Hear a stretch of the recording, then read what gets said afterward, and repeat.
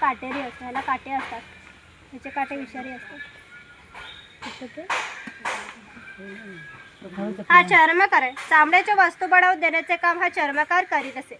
याच्या जोडीला आणखी एक प्रसंग सांगते जो 500 वर्षापूर्वी घडला. इथून 80 किलोमीटर अंतरावर महादेश्वर नावाचं देवस्थान आहे. एका पर्वतामध्ये एक मोठी गुहा. त्या गुहेमध्ये शंकराची पिंडी आहे. तिथे अजूनही जिवंत साप आहेत. पूर्वी महादेश्वर देव हे एका गावामध्ये राहत होते. त्या गावातील लोक हे वाईट मार्गाने वागू लागले. त्यावेळी शंकराचं पावित्र्य हे कमी होऊ लागले. शंकराला ते मान्य होणे शक्य नव्हते, म्हणून त्याने गाव सोडून जायचा निर्णय घेतला. मकर संक्रांतीच्या आदल्या रात्री त्या गावाबाहेर पडले. गावाबाहेर चर्मकाराचे घर होते.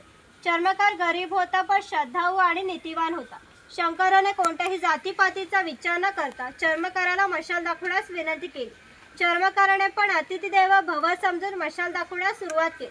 आज ज्या ठिकाणी महादेश्वर आहे त्या ठिकाणी जाऊन शंकराने आपले खरे रूप प्रकट केले व चर्मकारा दर्शन दिले व त्यास सांगितले की आजपासून मी याच ठिकाणी राहणार आहे. या गोष्टीला जवळजवळ 500 वर्षे होऊन गेली.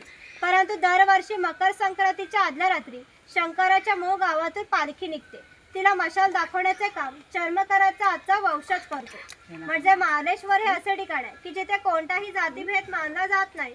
तुम्ही जर श्रद्धाळू असाल तर तो तुम्हाला नक्कीच पावेल.